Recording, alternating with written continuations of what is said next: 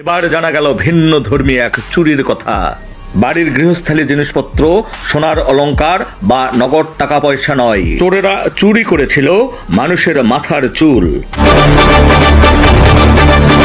আর ওই মানুষের মাথার চুল চুরির দায়ে এক ব্যক্তিকে গ্রেফতার করেছে বগুড়ার আদমদীঘি থানা পুলিশ।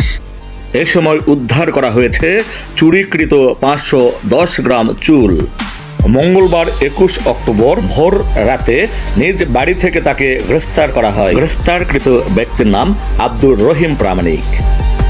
সে বগুড়ার আদমদীঘি উপজেলার কুন্দুগ্রাম ইউনিয়নের তিলস জয়দেবপুর গ্রামের মৃত হাসমত প্রামাণিকের ছেলে। বৃহস্পতিবার 23 অক্টোবর গণমাধ্যমে প্রকাশিত খবরের বরাতে জানা গেছে, আদমদীঘি উপজেলার শিববাটি বাজারের একটি দোকানে নজরুল ইসলাম নামের এক ব্যক্তি দীর্ঘদিন হাঁস, মুরগির ডিম ও মানুষের মাথার চুল কেনাবেচা করে আসছেন।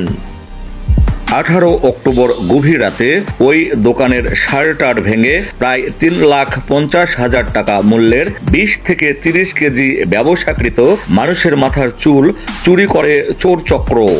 পরে আদমদীঘি থানায় ওই চুরি সংক্রান্তে মামলা দায়ের করে ব্যবসায়ী নজরুল ইসলাম।